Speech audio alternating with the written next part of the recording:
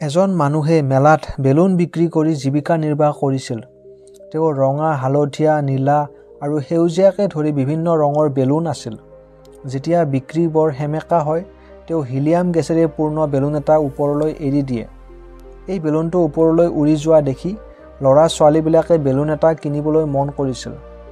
সিহঁত তেওঁৰ ওচৰলৈ আহি বেলুন কিনেহি আৰু বিক্ৰী বাঢ়িবলৈ ধৰে। তেওঁ সদায় এই কামটো কৰিছিল। এদিনাখন তেওঁ মন কৰিলে কোনোবাই তেওঁৰ চোলাটো টানিছে। তেওঁ ঘূৰি চাই এটা সৰু ল'ৰা দেখিলে। ল'ৰাটোৱে তেওঁক ক'লে, "আপুনি যদি ক'লা বেলুন এটা এৰি দিয়ে, সেই বেলুনটোও উৰি যাবনে?" ল'ৰাটোৰ কথা শুনি মানুহজনে সাদৰেৰে ক'লে, "বোপাই, বেলুনটোৰ ভিতৰত যি আছে সিহে বেলুনটো ওপৰলৈ উৰাই নিয়ে। ৰংটোৰ লগত উৰণৰ কোনো কথা নাই।"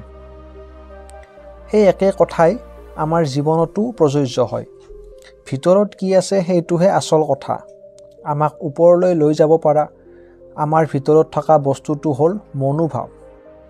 হাৰ্ভাৰ্ড বিশ্ববিদ্যালয়ৰ উইলিয়াম জেমছে কৈছিল, "মোৰ প্ৰজন্মৰ সবাতোকৈ ডাঙৰ আৱিষ্কাৰটো হৈছে মানুহে নিজৰ মনোভাৱ সলনি কৰি নিজৰ জীৱনটোৱেই সলাই দিব পাৰে।" ঠিক তেনেকৈ আপোনাৰ মনোভাৱে আপোনাৰ সাফল্য আনে। হাৰ্ভাৰ্ড বিশ্ববিদ্যালয়ৰ এটা অধ্যয়নৰ পৰা দেখা গ'ল যে যেতিয়া এজন লোকে চাকৰি পায়, ইয়াৰ মূলতে 85% প্ৰাৰ্থী গৰাকীৰ মনোভাৱ আৰু কেৱল 15% তেওঁৰ তৎপৰতা আৰু জ্ঞান। আচল কথাটো হ'ল শিক্ষাৰ নামত যি $100 খৰচ কৰা হয়, সেই পইচা কেৱল তথ্যপাতি যোগানত বিনিয়োগ হয়। সেইবাবে কামত কেৱল 15% সাফল্যহে পোৱা যায়। সাফল্যৰ আপোনাৰ নামৰ এই কিতাপখন সেই 85% সাফল্যৰ বিষয়েহে। মনোভাৱৰ ইংৰাজী শব্দটো হৈছে এটিটিউড। এইটো ইংৰাজী ভাষাৰ আটাইতকৈ প্ৰয়োজনীয় শব্দ। ব্যক্তিগত আৰু পেছাগত জীৱনকে ধৰি জীৱনৰ সকলো ক্ষেত্ৰতে শব্দটোৰ প্ৰয়োগ আছে। এজন বিষয়াই সজ মনোভাৱৰ অবিহনে ভাল বিষয়া হ'ব পাৰিবনে? এগৰাকী ছাত্ৰ বা ছাত্ৰীয়ে সজ মনোভাৱৰ অবিহনে ভাল ছাত্ৰ বা ছাত্ৰী হ'ব পাৰিবনে? ঠিক তেনেকৈ এগৰাকী শিক্ষক বা অভিভাৱক বা দোকানদাৰ বা বিনিয়োগ বিষয়া বা কৰ্মচাৰীয়ে সজ মনোভাৱৰ অবিহনে নিজৰ পেছা বা বৃত্তিত সুফল দেখুৱাব পাৰিবনে? আপোনাৰ নিৰ্বাচিত ক্ষেত্ৰ যিয়েই নহওক লাগে, সাফল্যৰ আধাৰ হ'ল এটা সুমনোভাৱ। সাফল্যৰ বাবে যদি সুমনোভাৱ ইমানেই প্ৰয়োজনীয়, তেন্তে আপোনাৰ জীৱনত সুমনোভাৱৰ ভূমিকা পৰীক্ষা কৰিব নালাগিব জানো?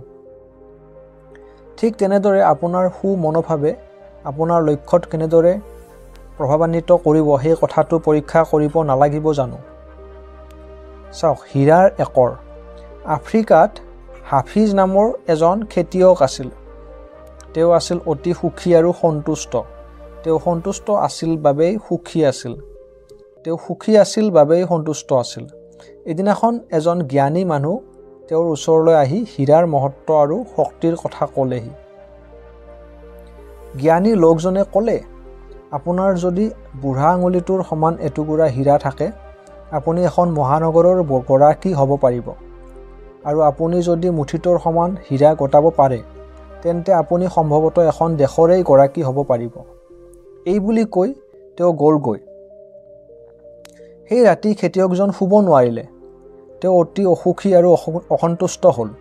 তেওঁ অসন্তুষ্ট আছিল বাবেই অসুখী হ'ল আৰু অসুখী আছিল বাবেই অসন্তুষ্ট হ'ল। পাছদিনাখন ৰাতিপুৱা তেওঁ খেতিৰ পামখন বিক্ৰী কৰাৰ বন্দোবস্ত কৰিলে।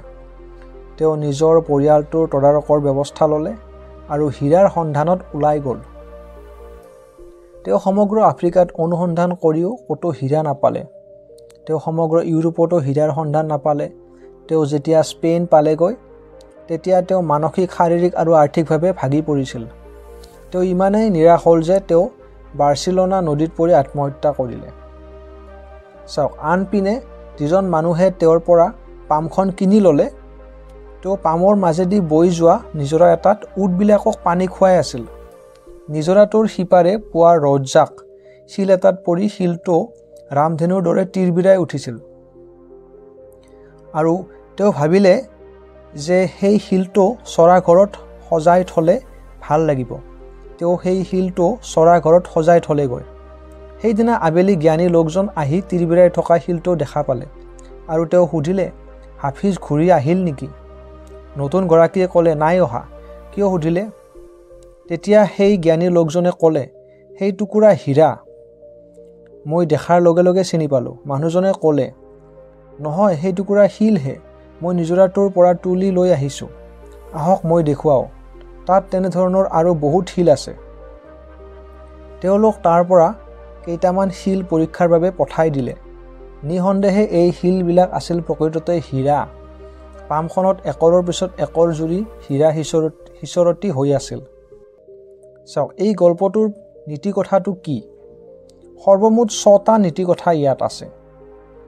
1 নম্বৰতে, আমাৰ মনোভাৱ যদি শুদ্ধ হয়, আমি উপলব্ধি কৰিব পাৰিম যে আমি একৰ পিছত একৰ জুৰি থকা হীৰাৰ ওপৰত খোজ দি আছোঁ।